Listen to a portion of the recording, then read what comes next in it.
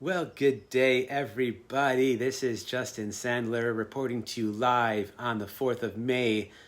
As we like to say, may the 4th be with you. Today, on this magical day back in 2017, I had a very big doctor's appointment following some very intense testing. That day, of course, was May the 4th, 2017. That was the day where I officially received the diagnosis of my germ cell tumor cancer from Dr. J. Lee at UCLA. So, quick catching you up for those who might be new to this story or not tapped in a while, because I have not been reporting nearly as much as I did during the journey. We found what was then called mass inside of my chest. On April 19th was the day that I had the first CT scan that determined there was something there that shouldn't have been there. And I was immediately sent off to meet Dr. Lee and the team at UCLA. And from that point forward, I was sent into a tailspin of testing that was almost 2 weeks long, which included CT scans, PET scans, x-rays, blood work, ultrasounds, MRIs, and even a surgical biopsy where they had to put me down and go in and get a piece out. And it was almost 2 weeks worth of testing, and with the days they gave me for my follow-up appointment, I had looked on the calendar, and I knew something was up. It wasn't like, oh, I wonder if this is going to be cancer or not. Like, based on the kind of tests I was doing, based on the blood work and the counts that I was seeing back in the app, I knew I had some sort of cancer going on. I just didn't know to what extent it was. But they gave me the option of which day I wanted to come back for my follow-up appointment, and it was near the end of April, so I basically had my choice of any time in that first week of May to come on in. So I immediately saw that the doctor was in on May 4th, and I said, hey, if I need to go in and learn about a cancer diagnosis, may the 4th be with me, may the 4th be with you, and I'm going to go in there and see the doctor on that day. And so I did. So on May 4th, 2017, I was informed that I had a germ cell cancerous tumor inside of my chest that was growing aggressively and pushing everything out of the way. Those who followed the story know that I was immediately thrown into living at the hospital, which lasted 3 full months, doing chemo in the port, 24/7, week at a time. That lasted for 3 months. Complications came and went, but we eventually made it through to the other side of that in order to have the full open chest surgery, which was on August 4th of 2017. So August the 4th be with me too. That was a very successful but intense procedure that left me missing part of my lung and having, my main vein rebuilt with cow's heart tissue and other things removed or patched, and I was basically anatomically altered in several ways. A couple months after that, there was some pretty heavy complications, one of which almost killed me. I had a widowmaker type illness. It was called a cardiac tamponade, which meant my heart was collapsing inside of its own sac under a liter of fluid. That day, I almost bit it. That was close. That was the closest throughout my entire journey, was after I was supposedly done with cancer. Another heart surgery near the end of December of 2017 to create a pericardial hole, a hole in the bottom of my heart sac, which then would give me drainage forever if I ever needed to, if my heart ever filled up again. So that was the last of the surgical procedures. Starting in January of 2018, I was officially cancer-free, and here I was ready to put the pieces back together and start life as a after-cancer patient, whatever that was or whatever that was supposed to mean. Granted, 2018 was hugely challenging, a lot of things coming up with my own self, emotionally and spiritually and physically. It was the toughest thing. Like, going through cancer was hard, but going through the recovery was really hard as well, because you're on the other side of cancer, but physically beaten down and hairless and skinny and weak and just trying to find your place again in the world. And it really took me well into 2019 before I started to make some changes, and I had some epiphanies. And around the middle of 2019, I really hit my stride and was able to finally move past the whole being a cancer patient and move forward with just rebuilding life now. And it's been, wow, what a ride. And between Mary Lou, of course, and my family and my friends and all of you out there who supported me and who still check in with me and support me. I am eternally grateful and so appreciative of everybody, friends of old and friends of new. We're all in this life together, and I really am so grateful to have this kind of support system that I did have, and it really got me through and really helped me so much. And here I am, and wow, it's May 4th of 2020. I mean, I'm 3 years past diagnosis and 2 years past being free of cancer. So take a breath on that one, just keep living every day, day by day, and just going in stride on how it feels. Right now, so far, all my last tests in December and everything, we're clean, we're clear. They've pushed most of my testing till this coming December, the big PET and CT scan. Sorry, my brain just lapsed. I was supposed to do blood work in, I think, July, so we may or may not do that, depending on if we're back in the world or not. I was supposed to have an echocardiogram in March. The doctor's office did postpone that indefinitely. My heart feels good, though, so I'm sure we'll be okay. We'll just reschedule all that. But I feel good, and I'm just so happy that I'm on this side and able to have my facilities back here so that I can continue to do the work I set out to do and help other people and support people like yourself. And that really segues perfectly into Embrace Love Free, which, as you know, that was a big part of my message. Embrace cancer, love cancer, free cancer. I wrote a one-man show called Embrace Love Free about the journey and about that philosophy. I was bestowed the honor of doing a TEDx talk last November, which is called 3 Steps to Overcome Any Obstacle, based on the philosophy of Embrace Love Free. By the way, that talk is still held up in some sort of review process since almost February, so I don't know when it's coming out. One day, hopefully soon, I'll be able to share the TED Talk with you guys, because I think it's a really helpful way to go through whatever challenges we have in life, especially the challenges that we're facing now, obviously going through life as we know it in the Corona 2020, which is a whole different level of challenge for most of us. And since we've been on this lockdown, for lack of better words, I've done a couple of videos live on Mary Lou's channel. I appeared in a personal development summit, and I've also been interviewed on 2 different podcasts, and it's been an honor to get on and share just about not just my story, but how Embrace Love Free can be applied to what we're going through now. And so while I have your attention, I'll share a little bit of what I'm doing, and maybe something I say helps you, and if so, then this was all worth the call. So I went through this Embrace Love, and I can't teach you Embrace Love Free, by the way, in a couple minutes. We're on here. This is something that the TED Talk will do a good job of, my one-man show did a good job of, and the book that I'm currently writing will do a very detailed and good job of. But as far as like how I've learned to embrace love and free the situation we're in, well, let me just give you a little bit of information. When everything first started, I actually was very thrown off my game. I was pissed off. I'm not going to get into the deep, dark rabbit holes of which I like to go down, but, I looked for deeper meaning as to why everything was happening, what was really going on, why is things going on the way they are. This is not the topic of this conversation, but the more I researched, the more I got angry, and the more I let it affect myself and affect my day, and, losing all of our clients, losing all of our work, having to shut down our production studio, and all my music and acting had to be shut down. And I was just like, wow, this really sucks. And then we weren't qualifying for any loans in there. And then it was like, man, what are we going to do? There's no money coming in, and we're not qualifying for anything because we're self-employed and our own business owners. Anyway, bottom line is I let that affect me for a couple weeks more than I wanted it to. And I really had to have that moment where I realized, of course, this is another challenge. It's another obstacle, just like cancer was, just like every big or small challenge. And I have this philosophy that I'm so blessed to have, Embrace Love Free, that gave me every tool I needed to go through cancer. It is now still being used in my life for challenges big and small. And this particular situation, it has been perfect. Embrace. How do you embrace? Acceptance. Now, embrace doesn't mean I have to like what's going on. It means I have to accept it, own it, embrace it, because it's not going anywhere and I have no control over it. How many other people can agree with that, right?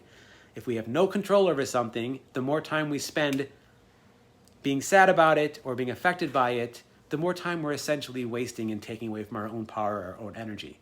When you have no control over something, you have to let it do its thing because you have no control. No amount of research I was doing or people I was talking to was going to change the outcome of what's going on in the world. No amount of bitching about not having the money coming in was going to change anything about what's going on in the world. I had to say, I embrace this. I accept this. I don't like what's going on in the world, but I accept this and I embrace this. Okay.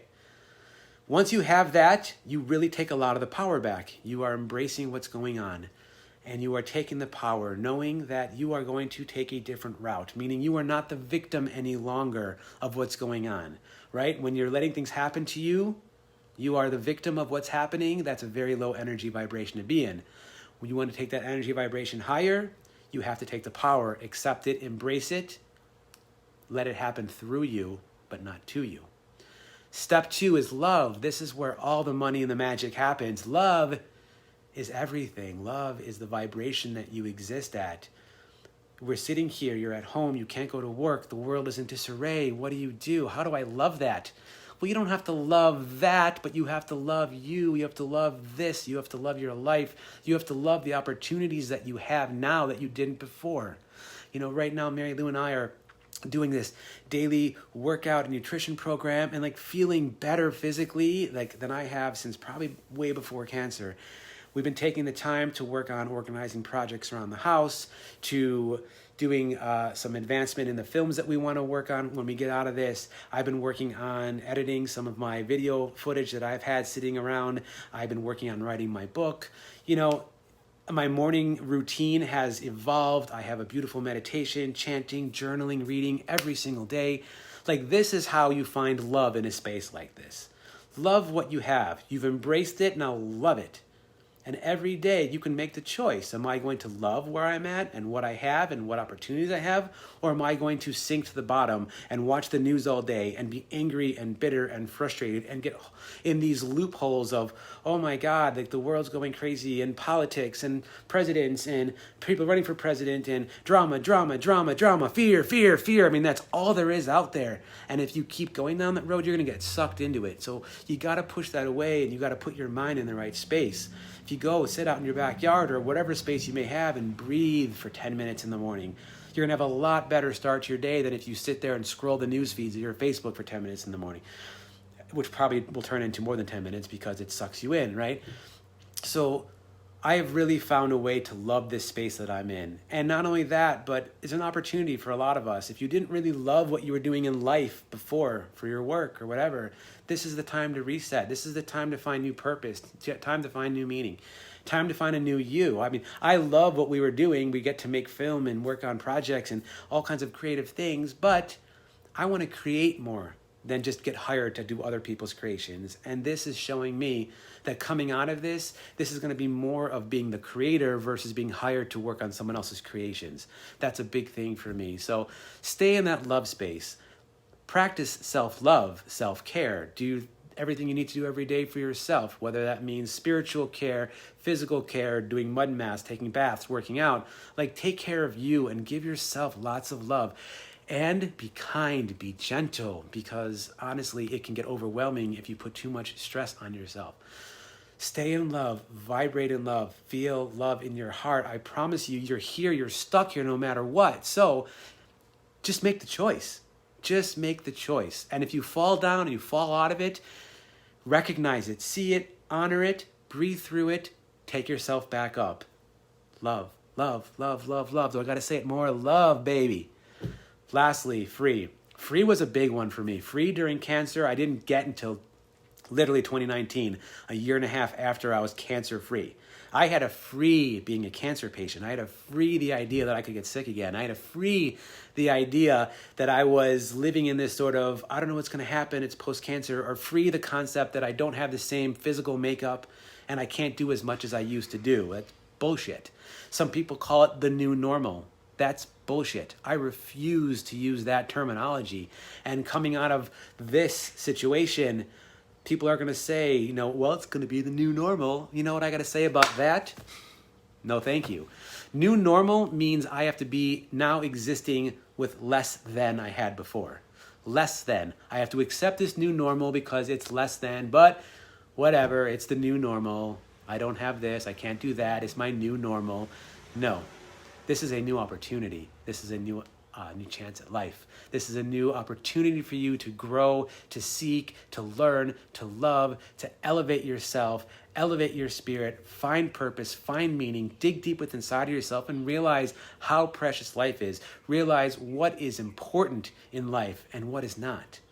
What is really essential for you every day and what distracts you every day.